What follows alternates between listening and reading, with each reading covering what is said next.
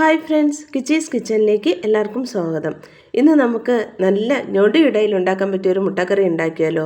മുട്ട തനിയെ പുഴുങ്ങിയൊന്നും വേണ്ട, എങ്ങനെ ഉണ്ടാക്കണമെന്ന് പോകാം. നമുക്ക് വീഡിയോയിലോട്ട് കിടക്കാം. ഈ വീഡിയോ ഇഷ്ടമായാൽ ലൈക്ക് സബ്സ്ക്രൈബ് തരിക, ഒപ്പം നിങ്ങളുടെ ഒരു സപ്പോർട്ടും.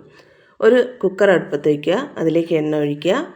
എണ്ണ നന്നായി ചൂടായി വരുമ്പോഴത്തേക്ക് കടുകിടാം. കടുക് നന്നായി പൊട്ടി വരുമ്പോഴത്തേക്ക് കറി ലീഫ് ഇടാം. കറി ലീഫ് നല്ലതുപോലെ മൂത്ത് വരുമ്പോൾ ഇതിലേക്ക് ഞാൻ ഇവിടെ 3 മീഡിയം സൈസ് സവാള എടുത്ത് വെച്ചിരുന്നു. ചെറുതായി അരിഞ്ഞ ആ സവാള ഇതിലേക്ക് ഇടുക. ഇട്ട് കഴിഞ്ഞിട്ട് ഒരു വലിയ സൈസ് തക്കാളി, നല്ല പഴുത്ത തക്കാളി, അതും ചെറുതായി അരിഞ്ഞ് അതും ഇതിലേക്ക് ഇടാം. ഇട്ട് കഴിഞ്ഞിട്ട് ഞാനിവിടെ ഒരു 3 പച്ചമുളക് എടുത്ത് വെച്ചിട്ടുണ്ടായിരുന്നു. ആ 3 പച്ചമുളക് രണ്ടായിട്ട് കീറി അതും ഇതിലേക്കിട്ട് ആവശ്യത്തിന് ഉപ്പും ഇട്ട് ഇത് നമുക്ക് നല്ലതുപോലെ വഴറ്റേണ്ടതുണ്ട്.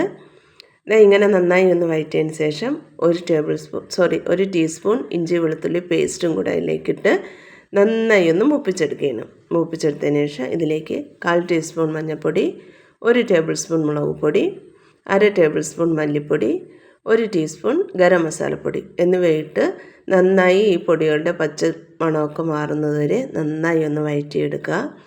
വഴറ്റിയെടുത്തതിന് ശേഷം ഞാൻ ഇതിലേക്ക് ചെറിയ ബൗളിന് ഒരു ബൗൾ വെള്ളം എടുക്കുകയാണ്. വെള്ളം ഇതിലേക്ക് ഒഴിക്കുക. ഒഴിച്ചതിന് ശേഷം നമ്മൾ നടുക്കൊന്ന് ഒതുക്കി വെച്ചിരിക്കുകയാണ്. നമുക്കിതിലേക്ക് ഞാൻ പറഞ്ഞില്ലേ, മുട്ട തനിയെ ഇട്ട് പുഴുങ്ങുന്നില്ല. എത്രയും പെട്ടെന്ന് ഉണ്ടാക്കാൻ പറ്റിയൊരു മുട്ടക്കറിയാണ്.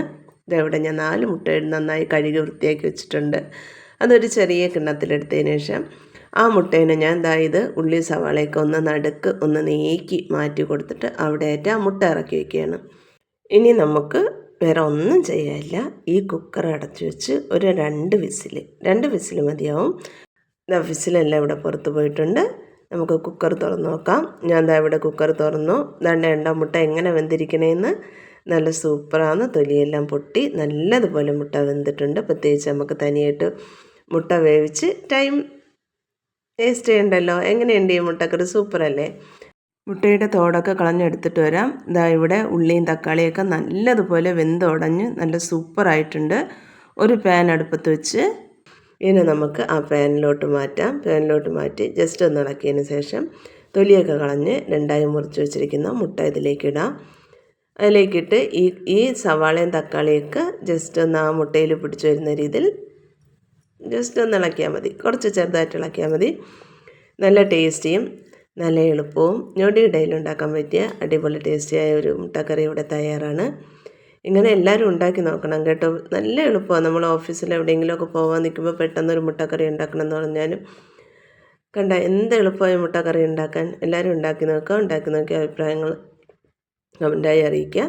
എന്നെ ഇതുവരെ സപ്പോർട്ട് ചെയ്ത എല്ലാവർക്കും നന്ദി. ഇനി ഈ സപ്പോർട്ട് മുന്നോട്ടുണ്ടാകും എന്ന പ്രതീക്ഷയോടെ വീഡിയോ നിർത്തുന്നു. Thank you.